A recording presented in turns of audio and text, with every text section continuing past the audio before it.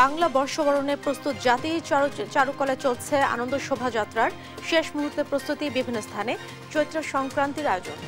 বর্ষবরণের জন্য প্রস্তুত রমনা বটমূল। পহেলা বৈশাখ ঘিরে নিরাপত্তা জোরদার, চারুকলার মোটিফে আগুনদাতা রাকিব শনাক্ত।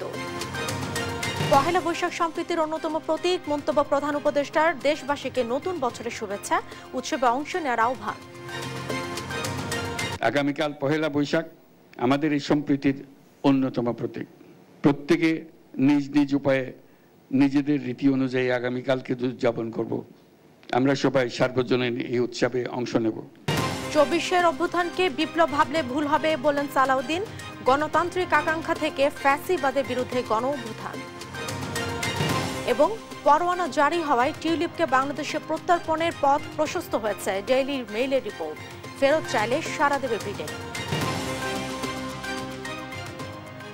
সংবাদ রাতে দেখছিলেন, সংবাদ শিরোনাম, সঙ্গে আছে আমি জেসিকা আবেদিন। এবারে বিস্তারিত সংবাদ। রাত পোহালেই পহেলা বৈশাখ শুরু হবে বাংলা নববর্ষ ১৪৩২। নতুন বছর বরণে প্রস্তুত বাঙালি জাতি। এরই মধ্যে প্রস্তুতি সম্পন্ন করেছেন আয়োজকরা। ঢাকা বিশ্ববিদ্যালয়ের চারুকলা অনুষদে চলছে পহেলা বৈশাখের আনন্দ শোভাযাত্রার প্রস্তুতি। মোটিভ ফ্যাসিবাদের মুখাকৃতি ও শান্তির প্রতীক পায়রা পুড়িয়ে দেওয়ার পর পুনর্নির্মাণ করেছে শিল্পীরা। শোভাযাত্রায় বহনের জন্য বিভিন্ন ধরনের চিত্র তৈরি করেছেন তারা। সকাল ৯টায় শুরু হবে এবারের শোভাযাত্রা, যেখানে বিশ্ববিদ্যালয়ের শিক্ষার্থীদের পাশাপাশি সর্বস্তরের মানুষ অংশ নেবে। শোভাযাত্রা নির্বিঘ্ন করতে নেওয়া হয়েছে প্রয়োজনীয় নিরাপত্তা ব্যবস্থা।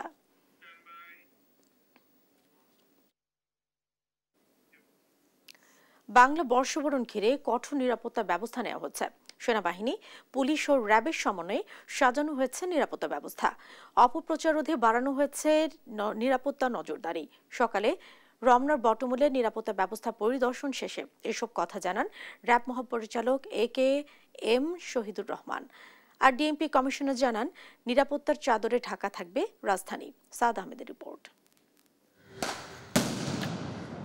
রমনার বটমূলে চলছে বাংলা বর্ষবরণ অনুষ্ঠান। হঠাৎ বোমা বিস্ফোরণ, তাৎক্ষণিক এমন পরিস্থিতি কিভাবে নিয়ন্ত্রণ করবে আইন শৃঙ্খলা রক্ষাকারী বাহিনী তা যাচাই করে নিতেই ডিএমপির সিটিটিসির এমন মহড়া, যা পরিদর্শন করেন ডিএমপি কমিশনার। বাংলা নববর্ষ ১৪৩২ বরণের প্রস্তুতি নিয়ে সংবাদ সম্মেলনে ডিএমপি কমিশনার শেখ সাজাদ আলী জানান, নিরাপত্তা নিয়ে শঙ্কা নেই। আমরা ১৮,০০০ নিরাপত্তা কর্মী, পুলিশ অফিসার নিয়োগ করতেছি, সাথে র্যাব আছে, বাংলাদেশ আর্মি আছে, ATU আছে এবং অন্যান্য গোয়েন্দা সংস্থাও আমাদেরকে সাহায্য করতেছে। এখন পর্যন্ত কোথাও থেকে কোনো এরকম কোনো ঝুঁকির কথা আমাদেরকে জানানো হয় নাই। আপনারা সবাই জানেন, গত রাত্রের আগের রাত্রে একটা অড সময়ে ৫টার দিকে একটি মোটিভ যেটা তৈরি করা হয়েছিল শোভাযাত্রায় ব্যবহারের জন্য, সেইটিতে একদল দুষ্কৃতিকারী আগুন দিছে। আমরা আশা করতেছি যে শোভাযাত্রার আগামীকাল ৯টার আগেই আমরা একটা সন্তোষজনক পর্যায়ে মামলাটা ডিটেকশনের ক্ষেত্রে চলে যাব। এ সময় নির্ধারিত সময়ে অনুষ্ঠান শেষ করার পাশাপাশি বিশেষ নিরাপত্তা নির্দেশনা মেনে চলার আহ্বান জানান ডিএমপি কমিশনার। অন্যদিকে র্যাবের মহাপরিচালক AKM শহীদুর রহমান জানান, কয়েক স্তরে দেশব্যাপী সাজানো হয়েছে নিরাপত্তা ব্যবস্থা। র্যাপিড অ্যাকশন ব্যাটালিয়ন ঢাকা সহ সারা বাংলাদেশে নিরাপত্তামূলক ব্যবস্থা গ্রহণ করেছে। আমাদের মোটরসাইকেল পেট্রোল, গাড়ি পেট্রোল, চেকপোস্ট, অবজারভেশন টাওয়ার এবং আমাদের গোয়েন্দা নজরদারি অব্যাহত আছে। আমরা অন্যান্য আইনশৃঙ্খলা রক্ষাকারী বাহিনীর সাথে সমন্বয় রেখে এই অনুষ্ঠানে যাতে সুষ্ঠুভাবে সুন্দরভাবে করা যায় তার সব রকম ব্যবস্থা আমরা গ্রহণ করেছি। রমনা বটমূলে সিসি ক্যামেরার বসানো কাজ শেষ। ওয়াচ টাওয়ারে চলছে সার্বক্ষণিক পর্যবেক্ষণ। ভোরের আলো ফুটতে ফুটতে ভৈরবীতে রাগালাপ দিয়ে রমনার বটমূলে ছায়ানটের ১৫০ শতাধিক শিল্পী বরণ করবে নতুন বছরকে। সাদ আহমেদ, দেশ টিভি, ঢাকা। এদিকে চারুকলা অনুষদে বৈশাখী শোভাযাত্রায় ২টি মোটিফে আগুন দেওয়ার ঘটনায় অভিযুক্তকে শনাক্ত করা হয়েছে বলে জানিয়েছে ঢাকা বিশ্ববিদ্যালয়ের ঢাবি প্রক্টর অধ্যাপক সাইফুদ্দিন আহমেদ। জানান, ওই শিক্ষার্থীর নাম রবিউল ইসলাম রাকিব। তিনি ঢাকা বিশ্ববিদ্যালয়ের আরবি বিভাগের শিক্ষার্থী। সে নিষিদ্ধ ঘোষিত সংগঠন ছাত্রলীগের রাজনীতিতে জড়িত। শনিবার ভোরে নববর্ষের শোভাযাত্রার জন্য বানানো ফ্যাসিবাদের মুখাকৃতি ও শান্তির পায়রা মোটিভ দুটিতে আগুন দিলে তা পুড়ে যায়। সিসিটিভি ফুটেজে দেখা যায় ভোরের দিকে দেয়াল টপকে আগুন দেয় মাস্ক পরিহিত এক ব্যক্তি। তিনি কালো টি শার্ট ও খাকি রঙের প্যান্ট পরা ছিলেন। ভেতরে প্রবেশ করে কিছুক্ষণের মধ্যেই প্রতিকৃতিতে আগুন লাগিয়ে দেয়াল টপকে বের হয়ে যান তিনি।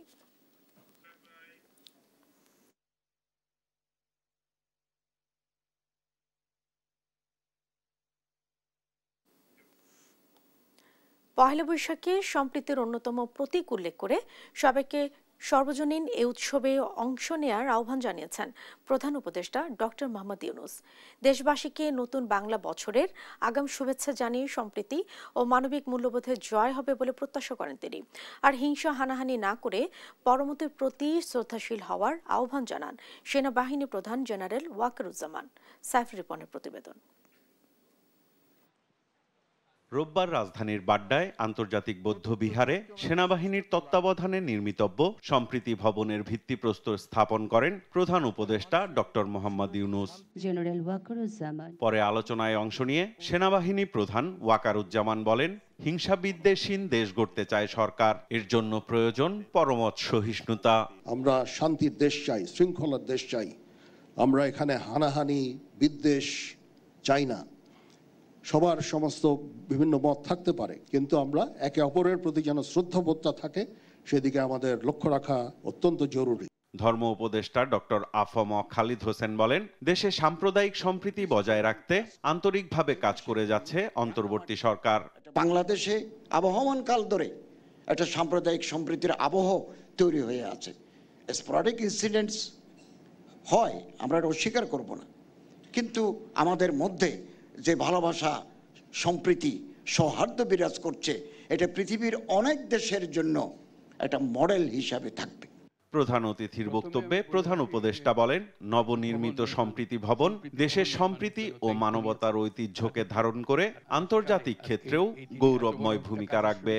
আন্তর্জাতিক বৌদ্ধবিহারের সম্প্রীতি ভবন বাংলাদেশের সম্প্রীতি ও মানবতার ঐতিহ্যকে ধারণ করে জাতীয় আন্তর্জাতিকভাবে গৌরবময় ভূমিকা রাখবে, এই আমার প্রত্যাশা। দেশবাসীকে পহেলা বৈশাখের অগ্রিম শুভেচ্ছা জানিয়ে সর্বজনীন এ উৎসবে সবাইকে অংশ নেওয়ার আহ্বান জানান প্রধান উপদেষ্টা। এদেশের হিন্দু, মুসলমান, বৌদ্ধ, খ্রিস্টান, পাহাড় ও সমতলের বিভিন্ন সম্প্রদায় ও জনগোষ্ঠী সব মিলিয়ে এদেশের মানুষের বিচিত্র ভাষা, সংস্কৃতি, ঐতিহ্য। আগামীকাল পহেলা বৈশাখ আমাদের এই সম্প্রীতির অন্যতম প্রতীক। প্রত্যেকে নিজ নিজ উপায়ে নিজেদের রীতি অনুযায়ী আগামীকালকে উদযাপন করব। আমরা সবাই সার্বজনীন এই উৎসবে অংশ নেব। বিশ্ব শান্তি প্রতিষ্ঠার প্রত্যাশার কথাও জানান প্রধান উপদেষ্টা ডক্টর মোহাম্মদ ইউনূস। আমাদের সম্প্রীতি ও মানবিক মূল্যবোধের জয় হোক। সাইফুল রিপন, দেশ টিভি, ঢাকা।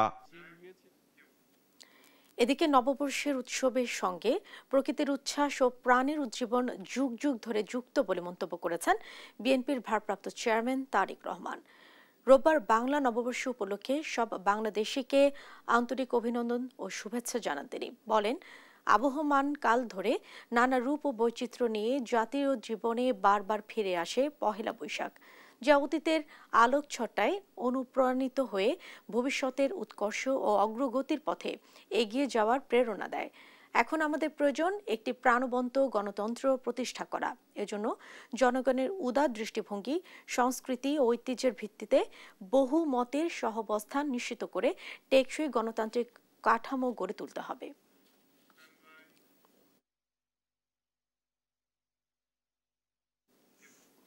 রাত পোহালেই বরণ করা হবে 1432 বঙ্গাব্দকে। নতুন বছরকে স্বাগত জানানো আর পুরাতনকে বিদায়ে প্রতি বছরই পহেলা বৈশাখ ঘিরে থাকে নানা আয়োজন। পহেলা বৈশাখ সূর্যোদয়ের পর ছায়ানটের শিল্পীরা সম্মিলিত কণ্ঠে গান গেয়ে নতুন বছরকে আহ্বান জানান। আর চারুকলা ইনস্টিটিউটের উদ্যোগে বের হয় শোভাযাত্রা। তবে এবার মঙ্গল শোভাযাত্রার বদলে হবে বর্ষবরণ আনন্দ শোভাযাত্রা। পহেলা বৈশাখের ইতিহাস, ঐতিহ্য নিয়ে সাদ আহমেদের রিপোর্ট। পহেলা বৈশাখ প্রতিটি বাঙালির কাছে এক অনন্য অনুভূতি আর আবেগের নাম। সুপ্রাচীন বাঙালির সংস্কৃতি ও ঐতিহ্যের অংশ এই পহেলা বৈশাখ বাঙালির প্রাণের উৎসব। বাংলাদেশের জাতি ধর্ম বর্ণ নির্বিশেষে ব্যাপক সাড়ম্বরে পহেলা বৈশাখ উদযাপিত হয়। আধুনিক নববর্ষ উদযাপনের খবর প্রথম পাওয়া যায় 1917 সালে। তবে 1967 সনের আগে ঘটা করে পহেলা বৈশাখ পালনের রীতি জনপ্রিয় হয়ে ওঠেনি। 1988 সালের 19 জুন থেকে বাংলা একাডেমির সুপারিশ করা পঞ্জিকা গ্রেগরীয় বর্ষপঞ্জি অনুসারে 14 এপ্রিল পহেলা বৈশাখ পালন করা হয়। সম্রাট আকবরের সময়কাল থেকেই পহেলা বৈশাখ উদযাপন শুরু হয়। পহেলা বৈশাখের রীতিনীতি উৎসব আবহমান বাংলার এক অনন্য সংযোজন। তরুণদের গায়ে লাল সাদা পাঞ্জাবি আর তরুণীরা পরেন শাড়ি। ঢাকায় পহেলা বৈশাখের মূল অনুষ্ঠানের কেন্দ্রবিন্দু সাংস্কৃতিক সংগঠন ছায়ানটের সঙ্গীতানুষ্ঠান। পহেলা বৈশাখে সূর্যোদয়ের পরপর ছায়ানটের শিল্পীরা সম্মিলিত কণ্ঠে গান গেয়ে নতুন বছরকে আহ্বান জানান। স্থানটির পরিচিতি বটমূল হলেও প্রকৃতপক্ষে যে গাছের ছায়ায় মঞ্চ তৈরি হয় সেটি বটগাছ নয়, অশ্বত্থ গাছ। 1967 সালে ছায়ানট এই বর্ষবরণ অনুষ্ঠানের সূচনা করে। বলা হয় মঙ্গল শোভাযাত্রা পহেলা বৈশাখের কেন্দ্রবিন্দু, ঢাকার বৈশাখী উৎসবের একটি আবশ্যিক অংশ। ঢাকা বিশ্ববিদ্যালয়ের চারুকলা ইনস্টিটিউটের উদ্যোগে পহেলা বৈশাখের সকালে এই শোভাযাত্রাটি বের হয়।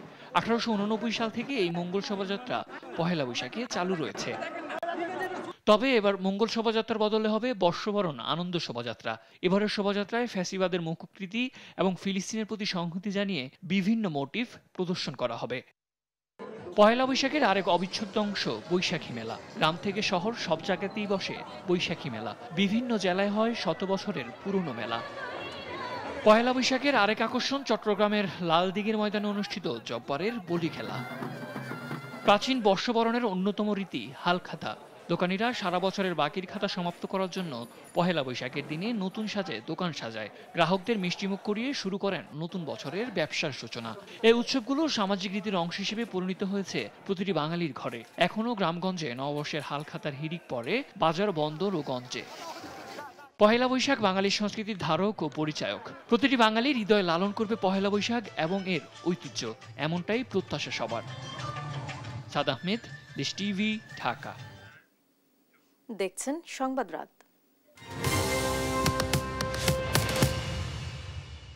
যে গণতান্ত্রিক অধিকার ফিরে পেতে হাজারো মানুষ জীবন দিয়েছে, সে ভোটাধিকার অস্বীকার করে অন্তর্বর্তী সরকার কোন অগণতান্ত্রিক শক্তিকে সুবিধা দিতে চাইছে, এমন প্রশ্ন তুলেছেন বিএনপির স্থায়ী কমিটির সদস্য সালাউদ্দিন আহমেদ। বলেন, নির্বাচনের রোডম্যাপ নিয়ে প্রধান উপদেষ্টার অবস্থান জাতি ভালোভাবে নেবে না। আর ক্ষমতা দীর্ঘায়িত না করে প্রধান উপদেষ্টার যোগ্যতাকে বিকল্প উপায়ে কাজে লাগানোর আহ্বান জানান নাগরিক ঐক্যের সভাপতি মাহমুদুর রহমান মান্না। সাইফুল রিপনের প্রতিবেদন।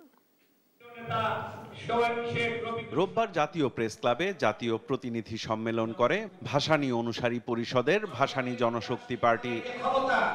প্রতিনিধি সম্মেলনের আলোচনায় আমন্ত্রিত বিভিন্ন রাজনৈতিক দলের নেতারা বলেন, অন্তর্বর্তী সরকারের সমন্বয়হীনতা জনগণের মধ্যে বিতর্ক ও সন্দেহের সৃষ্টি করবে। সরকারের মধ্যে দেখছি অনেক সরকার অনিচ্ছাকৃতভাবে কিনা জানি না রাজনৈতিক দলগুলোর সঙ্গে এক ধরনের দূরত্ব নিয়ে আপনারা হাঁটছেন। এটা কোনো ভালো লক্ষণ না। এই সরকার আমাদের সরকার, আমরা সমর্থন জুগিয়েছি। বিশেষ কোনো দলকে, কোনো মতাদর্শকে তাদের দিকে ঝুঁকে পড়াটা আপনাদের কাজ না। প্রধান উপদেষ্টাকে 5 বছর ক্ষমতায় থাকতে হলে ভোটের মাধ্যমে নির্বাচিত হয়ে আসতে হবে বলে মন্তব্য করেন নাগরিক ঐক্যের সভাপতি। ডক্টর ইউনূসের এত যোগ্যতা যদি থাকেই, সেই যোগ্যতাকে কাজে লাগাবার জন্য আমরা বিকল্প পথ তো করতে পারব। উনি তার এই কাজ, এই সেবা অন্যভাবে দিতে পারবেন না। হ্যাঁ, আগে যারা ছিল তারা তাকে ছোট করবার চেষ্টা করেছে, অপমান করবার চেষ্টা করেছে, কিন্তু অন্য কেউ ক্ষমতায় আছে, তারা যদি ডক্টর ইউনূসের কাছে দেশ সেবার জন্য বলে, উনি কি করবেন না? গণতান্ত্রিক আকাঙ্ক্ষা থেকে ফ্যাসিবাদের বিরুদ্ধে গণ অভ্যুত্থান হয়েছে মন্তব্য করে বিএনপির স্থায়ী কমিটির সদস্য সালাউদ্দিন আহমদ বলেন, 24-এর গণ অভ্যুত্থানকে বিপ্লব ভাবলে ভুল হবে। কেউ যদি এটাকে বিপ্লব বলতে চায় তাহলে আমি দুঃখ প্রকাশ করব। এটা কোনো সামাজিক বিপ্লব নয়, অর্থনৈতিক এবং সামাজিক রীতি নীতি এবং ব্যবস্থা পরিবর্তনের কোনো বিপ্লব হয়নি। গণতান্ত্রিক আকাঙ্ক্ষা থেকে গণতান্ত্রিক অধিকার ফিরে পাওয়ার জন্য ফ্যাসিবাদের বিরুদ্ধে একটি গণতান্ত্রিক গণ অভ্যুত্থান, ছাত্র গণ অভ্যুত্থান সংগঠিত হয়েছে। সুতরাং আমরা আমাদের গণতান্ত্রিক অধিকার ফিরে পেতে চাই যত তাড়াতাড়ি সম্ভব। নির্বাচনের তারিখ নিয়ে টালবাহানা দেশের মানুষ ভালোভাবে নেবে না বলেও হুঁশিয়ারি দেন সালাউদ্দিন আহমদ। যে গণতান্ত্রিক অধিকার ফিরে পাওয়ার জন্য, যে সাংবিধানিক অধিকার ফিরে পাওয়ার জন্য এদেশের হাজার মানুষ শহীদ হলেন, গণ অভ্যুত্থান হলো, ফ্যাসিবাদের পতন হলো, সেই নির্বাচন, সেই ভোটাধিকারকে আপনারা অস্বীকার করছেন? কাদেরকে আপনারা উৎসাহিত করছেন? কোন গণতান্ত্রিক শক্তিকে এই মাঝপথে আপনারা সুবিধা দিচ্ছেন? কাদেরকে সুবিধা দেওয়ার জন্য, কাদের এজেন্ডা বাস্তবায়নের জন্য মাননীয় প্রধান উপদেষ্টা প্রায় ডিসেম্বর থেকে জুন ডিসেম্বর এই সমস্ত আসা যাওয়া করছেন? বাংলাদেশের রাজনীতিতে মাওলানা আব্দুল হামিদ খান ভাসানীর অবদান তুলে ধরে সালাউদ্দিন আহমদ বলেন, অতীতকে অস্বীকার করাই আওয়ামী লীগের কাজ। আওয়ামী লীগ তাজউদ্দিনকে স্বীকার করেনি, পরবর্তীতে সে আওয়ামী লীগের কাছে এই আচরণেই আমরা আশা করি। সাইফুল রিপন, দেশ টিভি, ঢাকা। সদ্য সমাপ্ত বিনিয়োগ সম্মেলনে ৩,১০০ কোটি টাকার বিনিয়োগ এসেছে বলে জানিয়েছে বাংলাদেশ বিনিয়োগ বোর্ডের নির্বাহী চেয়ারম্যান আশিক চৌধুরী। রোববার রাজধানীর ফরেন সার্ভিস একাডেমিতে আয়োজিত সংবাদ সম্মেলনে তিনি এ তথ্য দেন। বলেন, সম্মেলনে প্রায় ৫ কোটি টাকা খরচ হয়েছে। এর মধ্যে সরকারের খরচ ১,৪৫ লাখ টাকা। এ সময় বিনিয়োগ কাঠামো সংস্কারের পাশাপাশি বিদেশে বিনিয়োগ বাড়াতে বিডা কাজ করছে বলেও জানান তিনি। বিডা চেয়ারম্যান আরও জানান, 10টি অর্থনৈতিক অঞ্চল স্থাপনের প্রক্রিয়া বাতিল করা হয়েছে।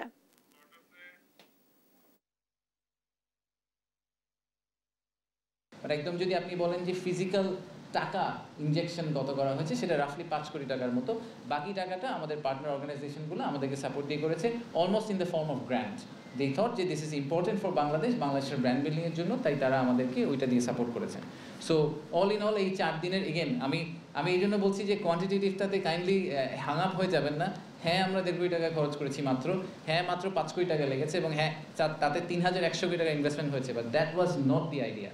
The idea is to build a pipeline to change the narrative of Bangladesh, এবং সেটাই আমরা পুশ করার চেষ্টা করেছি। মডেল মেঘনা আলমের আটক প্রক্রিয়া কেন বেআইনি হবে না জানতে চেয়ে রুল জারি করেছেন হাইকোর্ট। 2 সপ্তাহের মধ্যে রাষ্ট্রপক্ষকে জবাব দিতে বলা হয়েছে। এদিকে আইন উপদেষ্টা ডক্টর আসিফ নজরুল জানান, মেঘনা আলমকে যে প্রক্রিয়ায় গ্রেফতার করা হয়েছে সেটি সঠিক হয়নি। কোন অপরাধ থাকলে যথাযথভাবে স্বরাষ্ট্র মন্ত্রণালয় যথাযথ ব্যবস্থা নেবে। সাবরিনা মজুমদারের রিপোর্ট। বেশ কয়েকদিন ধরেই নেট দুনিয়ায় আলোচনা সমালোচনায় আছেন মিস আর্থ বাংলাদেশ 2020 বিজয়ী মডেল মেঘনা আলম। গত 7 এপ্রিল তাকে ঢাকার বাসা থেকে আটক করে গোয়েন্দা। এরপর 10 এপ্রিল ঢাকার চিফ মেট্রোপলিটন ম্যাজিস্ট্রেট আদালত তার বিরুদ্ধে 1974 সালের বিশেষ ক্ষমতা আইনে 30 দিনের আটকাদেশ দেন। রোববার সকালে আটকাদেশ চ্যালেঞ্জ করে হাইকোর্টে রিট করেন মেঘনা আলমের বাবা। শুনানি শেষে মেঘনার আটক প্রক্রিয়া কেন বেআইনি হবে না জানতে চেয়ে রুল জারি করেন হাইকোর্ট। রুলের মধ্যে তারা দুটো বিষয় নিয়ে আসেন, যে কেন তাকে যেভাবে আটক করা হয়েছে পুরো আটক প্রক্রিয়া, তাকে তার ঘর থেকে ওয়ারেন্ট ছাড়া নিয়ে নেওয়া, তাকে কোনো কারণ না দেখানো যে কেন তাকে নেওয়া হচ্ছে, তাকে ডিবি অফিসে আটক রাখা 24 ঘন্টার বেশি, কোনো আইনজ্ঞের সাথে পরামর্শ করার সুযোগ না দেওয়া। এখন সে কোথায় আছে আমাদেরকে জানানো হয়েছে কাশিমপুরে আছে, কিন্তু কি অবস্থায় আছে, সে যে এক পোশাকে সে বেরিয়ে আসছে, তো তারপরে তার কি খাওয়া দাওয়া পারছে না কি অবস্থায় আমরা কিছুই জানি না, এ ব্যাপারে কিছুই বলা হয় নাই। এদিকে সচিবালয়ে সাংবাদিকদের সঙ্গে এক ব্রিফিংয়ে আইন উপদেষ্টা জানান, মডেল মেঘনাকে যে প্রক্রিয়ায় গ্রেফতার করা হয়েছে সেটি সঠিক হয়নি। ওনার বিরুদ্ধে কিছু অভিযোগ আছে, সুনির্দিষ্ট অভিযোগ আছে, কিন্তু ওনাকে যে প্রক্রিয়ায় গ্রেফতার করা হয়েছে স্পেশাল পাওয়ারস অ্যাক্ট, সেটা সঠিক হয় নাই। মেঘনা আলমকে স্বরাষ্ট্র মন্ত্রণালয় ডিটেনশন দিয়েছিল। এটি নিয়ে প্রচুর বিতর্ক তৈরি হয়েছে উল্লেখ করে তিনি বলেন, কোনো অপরাধ থাকলে যথাযথ ব্যবস্থা নেবে স্বরাষ্ট্র মন্ত্রণালয়। ওনার বিরুদ্ধে অপরাধের কোনো আপনার আলামত বা অভিযোগ নাই, এটা না, সেরকম কিছু আছে, সেটার প্রেক্ষিতে করণীয় কি আছে সেই ব্যাপারে স্বরাষ্ট্র মন্ত্রণালয় আপনারা খুব অচিরেই দেখবেন, স্বরাষ্ট্র মন্ত্রণালয় উপযুক্ত ব্যবস্থা গ্রহণ করবে। বিশেষ ক্ষমতা আইন বাতিল বিষয়ে আলোচনা চলছে বলেও জানান আইন উপদেষ্টা ডক্টর আসিফ নজরুল। রাজনৈতিক ঐক্যমত কমিশনের আলাপ হচ্ছে, কিছুটা রাজনৈতিক কনসেনসাস তৈরি করা প্রয়োজন। সাবরিনা মজুমদার, দেশ টিভি, ঢাকা। দেখছেন সংবাদ রাত। রাজধানীর পূর্বাঞ্চল নিউটাউন প্রকল্পে প্লট বরাদ্দে অনিয়মের অভিযোগে দায়ের করা 3 মামলায় সাবেক প্রধানমন্ত্রী শেখ হাসিনা, তার বোন শেখ রেহানা এবং শেখ রেহানার 2 মেয়ে টিউলিপ সিদ্দিক ও আজমিনা সিদ্দিক ছেলে রদওয়ান মুজিব সিদ্দিক সহ 53 জনের বিরুদ্ধে গ্রেফতারি পরোয়ানা জারি করেছে ঢাকার মহানগর দায়রা জজ আদালত। এতে করে টিউলিপকে বিচারে মুখোমুখি করার জন্য বাংলাদেশে প্রত্যর্পণের পথ প্রশস্ত হবে বলে জানিয়েছে ব্রিটিশ সংবাদ মাধ্যম ডেইলি মেইল। রাহান কবির শুভ্র রিপোর্ট। বাংলাদেশের ছাত্র জনতার অভ্যুত্থানে ক্ষমতাচ্যুত আওয়ামী লীগ সরকারের দুর্নীতির সঙ্গে ব্রিটিশ এমপি টিউলিপ সিদ্দিকের যোগসূত্র খুঁজে পেয়েছে দুর্নীতি দমন কমিশন দুদক। এছাড়া টিউলিপ ব্যক্তিগতভাবে আর্থিক কেলেঙ্কারিতে জড়িয়েছেন বলে তদন্তে বেরিয়ে এসেছে। দুর্নীতির এসব অভিযোগে দায়েরকৃত মামলায় রোববার তার বিরুদ্ধে গ্রেপ্তারি পরোয়ানা জারি করেছে বাংলাদেশের একটি আদালত। এর আগে রাজধানীর পূর্বাঞ্চল নিউ টাউন প্রকল্পে প্লট বরাদ্দে অনিয়মের অভিযোগে দায়ের করা একই মামলায় বৃহস্পতিবার সাবেক প্রধানমন্ত্রী শেখ হাসিনা, তার মেয়ে সায়মা ওয়াজেদ পুতুল সহ 18 জনের বিরুদ্ধে অভিযোগপত্র গ্রহণ করে গ্রেপ্তারি পরোয়ানা জারি করেন আদালত। গ্রেপ্তারি পরোয়ানা জারি হওয়ায় টিউলিপকে বিচারের মুখোমুখি করার জন্য বাংলাদেশে প্রত্যর্পণের পথও প্রশস্ত হয়েছে বলে জানিয়েছে ডেইলি মেইল। কারণ গ্রেপ্তারি পরোয়ানার পর তিনি যদি আত্মসমর্পণ না করেন তবে বিদেশি কোনো মামলায় পলাতক আসামি হিসেবে তাকে বিবেচনা করা হবে। এমনটি হলে নিজ ভূমিতে বিচারের জন্য ব্রিটেনের কাছে টিউলিপকে ফেরত চাইতে পারবে বাংলাদেশ। গেল আগস্টে গণঅভ্যুত্থানের মুখে শেখ হাসিনার 15 বছরের শাসনের অবসান ঘটে। তারপর থেকে তার পরিবারের বিরুদ্ধে দুর্নীতি, জমি বরাদ্দ ও আর্থিক অনিয়ম সহ একের পর এক অভিযোগ উঠেছে। এর আগে শনিবার টিউলিপ সিদ্দিকের বিরুদ্ধে দেশটির পার্লামেন্টের কাছে মিথ্যাচার করার অভিযোগ ওঠে। এছাড়া রূপপুর পারমাণবিক বিদ্যুৎ কেন্দ্র থেকে 3.9 বিলিয়ন ইউরো আত্মসাতের অভিযোগে নাম আসে টিউলিপ সিদ্দিকের। এই খবরটি প্রকাশ হওয়ার পর চাপে পড়েন তিনি। রায়হান কবির শুভ্র, নিউজ ডেস্ক, দেশ টিভি। দেখছেন সংবাদ রাত।